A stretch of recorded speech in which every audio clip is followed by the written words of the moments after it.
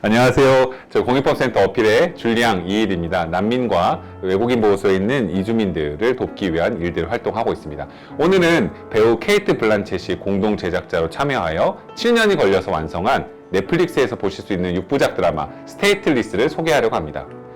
케이트 블란쳇은 유명한 배우일 뿐만 아니라 오랫동안 유엔 난민기구 친선대사로서도 활동하면서 소수자 인권 옹호 활동에도 힘을 보탠 것으로 유명하죠. 스테이틀리스는 호주의 사막 한복판에 있는 이민자 수용소에 구금되어 있는 서로 다른 배경을 가진 4명의 주인공들의 이야기를 따라갑니다. 승무원이란 안정된 직장에도 억압적 분위기와 가족 내의 비교로 고통받았던 소피, 박해를 피해서 호주로 탈출을 꿈꾸는 아프가니스탄의 아미르 가족, 뚜렷한 직업이 없어서 가족의 생계가 막막했던 경비원으로 취직하게 된 캠, 성공가도를 출입국 공무원으로 꿈꾸며 수용소에 부임하게 된 클레어, 소피와 아미르는 희망과 안전을 찾으려 노력하다 이민자 수용소에 갇히게 됩니다. 단지 생계를 위해 수용소의 매니저로 취직한 캠, 성공적인 출입국 관료로서 내면화되어 있는 클레어, 갇혀있는 소피와 아미르도 그들을 가두고 있는 캠과 클레어도 점차 이민자 수용소의 기반의 문제를 깨닫게 됩니다. 이민자 수용소는 엉망입니다. 예산이 부족한 탓에 민간 매니저들을 채용하여 별다른 교육 없이 관리자로 시키면서 구타 등의 가혹행위도 일어나고요. 행정 업무는 예산과 인력 부족으로 사실상 마비 상태입니다.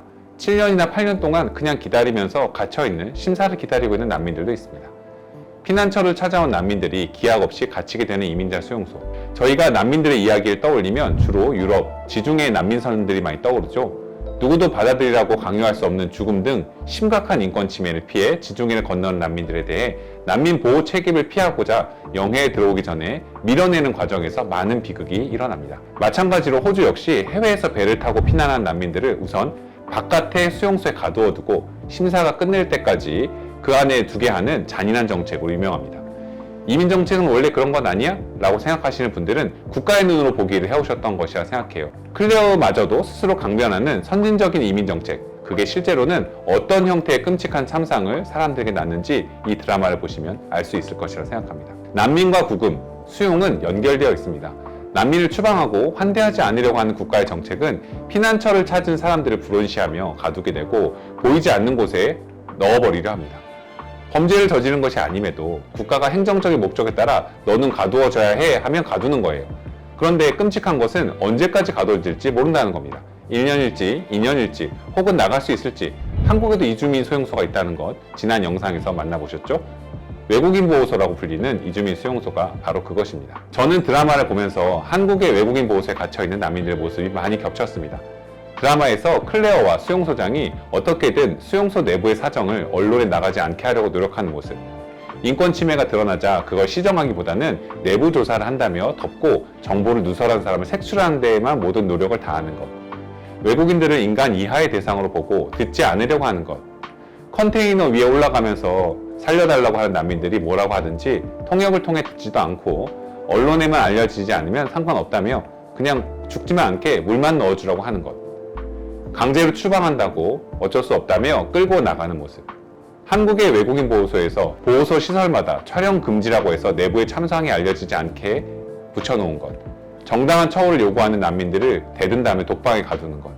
반항하고 말을 잘 안 듣는다며 수갑을 채우고 묶어놓는 것. 손찌검과 다양한 차원의 구타를 하는 것. 제대로 된 치료도 받지 못하게 하는 것. 그 안에서 단식 투쟁을 하며 나는 안전을 원할 뿐이라고 외치는 난민들의 목소리들. 오히려 한국은 이 스테이틀리스에 나와 있는 이민자 수용소보다 더 나쁩니다. 호주의 이민자 수용소는 그래도 철조망과 벽은 있지만 거주하는 방과 시설에선 자유롭죠. 그런데 한국은 그냥 감옥이니까요. 코로나19가 만연해진 이후로 운동장에 일주일에 한 번 나가서 서로 만날 수 있었던 것도 없어서 지금 난민들은, 그리고 장기 구금되어 있는 이주민들은 그냥 독방에, 그냥 감옥에 계속해서 갇혀 있습니다. 감동적인 부분도 많았습니다. 소피의 상황에 잘 감정이입이 안 될 수도 있어서 처음에는 시간이 좀 걸리지만 두 번째 에피소드부터는 숨가쁘게 진행되는 것을 보실 수 있을 겁니다. 케이트 블란쳇의 팬이신 여러분, 난민의 이슈에 관심이 있으신 여러분, 이주민 수용소들이 도대체 선진국이라는 곳에서 어떻게 잔인하게 돌아가는지 알고 싶은 여러분 모두에게 추천합니다.